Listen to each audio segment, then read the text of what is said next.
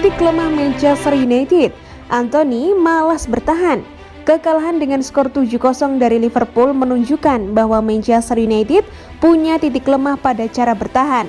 Menurut Glenn Hoddle, Anthony adalah sisi lemah setan merah ketika sedang berada dalam fase bertahan. Kekalahan ini menjadi mimpi buruk bagi United, sebab sebelum berjumpa Liverpool, United tampil sangat bagus. Mereka menang 4 laga beruntun, salah satunya terjadi pada final Carabao Cup 2022-2023. Pada duel tersebut, lini belakang United hancur lebur. Bukan hanya soal David De Gea yang kebobolan 7 kali, akan tetapi juga peran pemain lain. Glenn Hoddle mencermati kata-kata yang diucapkan Erik ten Hag usai United kalah dari Liverpool. Hoddle menyoroti keluhan ten Hag yang menyebut para pemain United tidak cukup upaya untuk menang. Hoddle pun mengarahkan pada Anthony.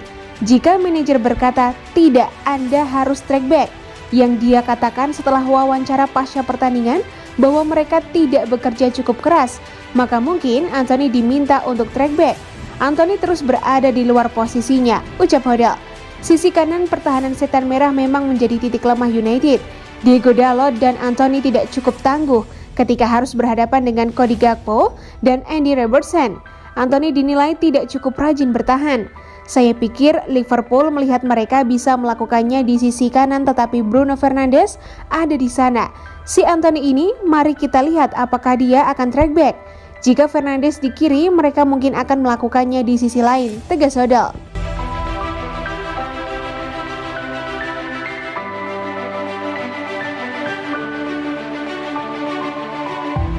Penjelasan Wout Weghorst soal sentuh papan This is Anfield cuma mau mengganggu Van Dijk. Foto dan video menyentuh papan keramat di Anfield itu viral di media sosial. Fans MU tidak suka dengan tindakan pemain berkebangsaan Belanda itu. Tak sedikit fans MU yang menuding Weghorst seperti musuh dalam selimut atau menyebutnya sebagai supporter Liverpool. Weghorst rupanya menyadari masalah tersebut ramai di media sosial. Dia akhirnya memberikan klarifikasi terhadap fans MU. Weghorst mengatakan tindakan itu adalah upaya untuk menghentikan Virgil van Dijk, rekan setim striker United itu saat bermain di timnas Belanda. Biasanya saya tidak pernah bereaksi atas topik di media, tetapi untuk yang satu ini layak dilakukan, karena kalian fans United yang luar biasa adalah penting bagi saya. Jadi saya ingin mengklarifikasi video yang beredar itu. Dari timnas saya tahu Virgil selalu menyentuh tanda itu, dan saya ingin menghentikannya menyentuh papan itu. Saya juga mencoba menghentikannya sebelum pertandingan. Saat masih kecil saya selalu mendukung FC20 dan sebagai pemain Manchester United, dedikasi saya terhadap klub luar biasa itu jangan pernah diragukan. Minggu adalah hari bencana bagi kami semua. Kami melakukan segalanya untuk memperbaikinya pada pekan-pekan ke depan.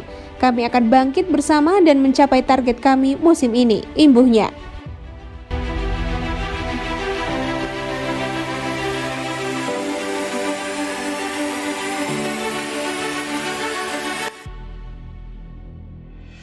Bruno Fernandes banjir kritik, Paul Scholes membela.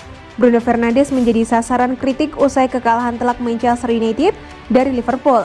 Legenda setan merah Paul Scholes membela pemain Portugal ini. Ini menjadi kekalahan terbesar Manchester United dari Liverpool sepanjang sejarah. Alhasil pasukan Erik ten Hag pun kebanjiran kritik selepas pertandingan. Bruno Fernandes menjadi penggawa MU yang paling dikecam. Kapten setan merah itu dianggap tampil memalukan sepanjang pertandingan. Fernandes dituding cuma bisa mengomel di lapangan.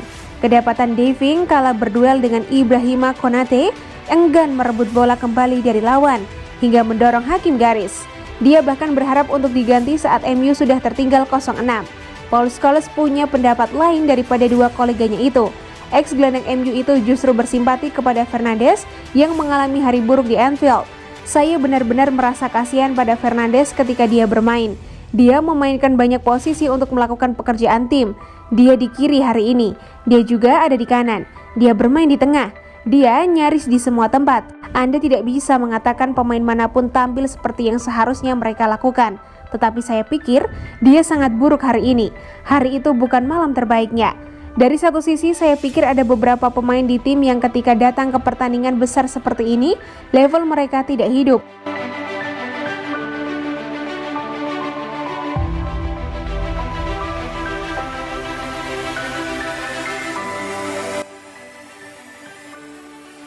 Fabrizio Romano beri update soal transfer Frenkie de Jong ke Manchester United. Fabrizio Romano beri update soal transfer Frenkie de Jong ke Manchester United. Menurut sang pewarta asal Italia, Erik ten Hag memang menyukai sang gelandang Barcelona asal Belanda tersebut.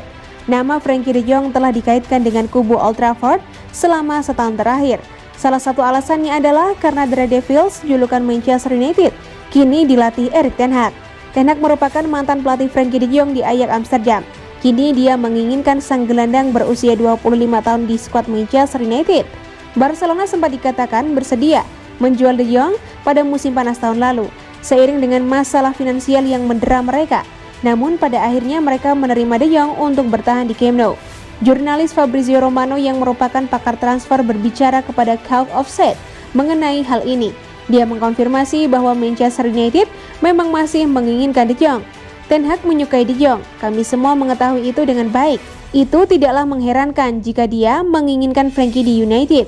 Tapi saya ulangi apa yang saya katakan Juni tahun lalu, kata Romano kepada Cult Offset dilansir dari Football Espana.